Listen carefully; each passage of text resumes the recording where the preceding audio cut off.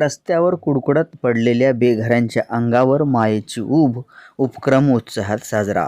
भाजपा प्रदेश अध्यक्ष चंद्रशेखर बावनकुळे यांच्या हस्ते औपचारिक उद्घाटन झाल्यानंतर नांदेड भूषण संत बाबा बलविंदर सिंगजी यांच्या हस्ते 2024 ब्लँकेट वाटपाला प्रत्यक्ष सुरुवात करण्यात आली असून मध्यरात्री फिरून रस्त्यावर कुडकुडत पडलेल्या बेघरांच्या अंगावर मायेची ऊब पांघरण्यात येणार असल्याची माहिती संयोजक दिलीप ठाकूर यांनी दिली. यावेळी दिलीप कंदकुर्ते, संतुकराव हंबर्डे यांची प्रमुख उपस्थिती होती.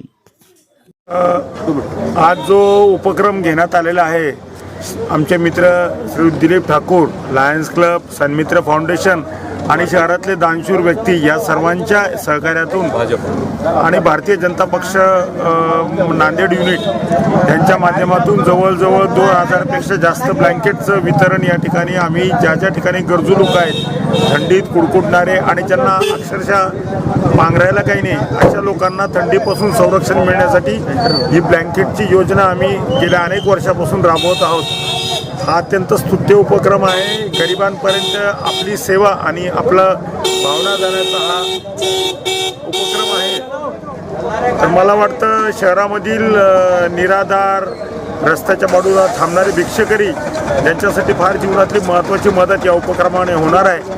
खरं म्हणजे आमचा हा प्रयत्न छोटासा आहे, अजूनही या गरजू व्यक्तींसाठी बरंच काही करण्याची आवश्यकता आहे.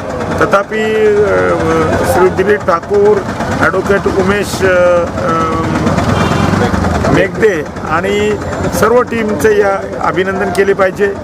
आम्हाला या उपक्रमामध्ये सहभागी करून घेण्याची जी संधी या निमित्ताने मिळाली त्याबद्दल देखील आम्ही ठाकूर यांचे आभार मानतो आणि हा उपक्रम पुढे जसा चालू राहील त्यामध्ये आमचे सहकार्य मिळत राहील अशा प्रकारची भावना या ठिकाणी व्यक्त करतो.